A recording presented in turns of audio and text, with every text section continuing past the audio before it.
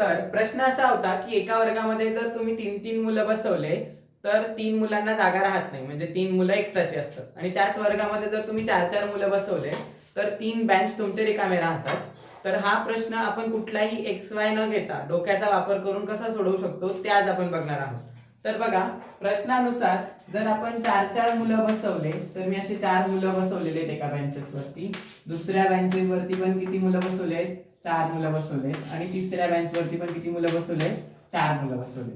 तर ह्या 4 बसवले त्यावेळेस काय होतं की आपल्याकडे 3 बेंच रिकामे राहत आहेत. तर मी असे 3 बेंच काय केले? रिकामे ठेवले. आणि त्यामुळे आता समजा मला ह्या बेंचवर या 3 बेंचेस मधून मी एक मुलं काढला, म्हणजे असे टोटल मी किती मुलं काढले? 3 मुलं काढले आणि ते ह्या बेंचवर बसवले, कारण की मला आता 3 मुलं बसवायचे होते.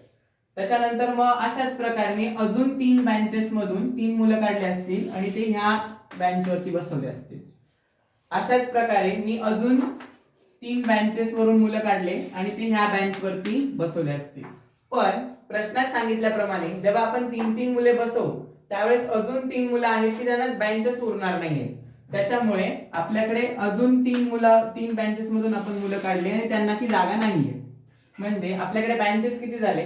तर हे 3, त्याच्यानंतर हे 3 6, हे त्याच्यानंतर हे 3 9, त्याच्यानंतर हे 3 15 आणि हे तर आपल्याकडे बेंचेस किती झाले? 15.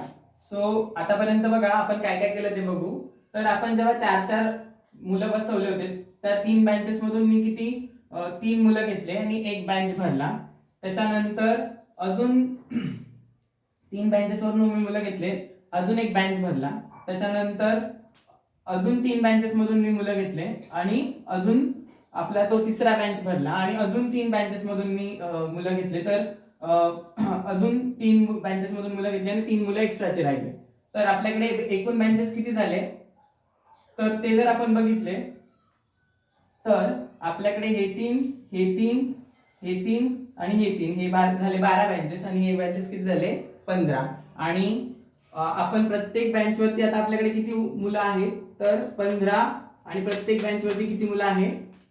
3. तर 15 तरी किती होतात? 45. आणि हे एक्स्ट्राचे जे 3 मुलं आहेत ते मिळून एकूण मुलं किती होतात? 48.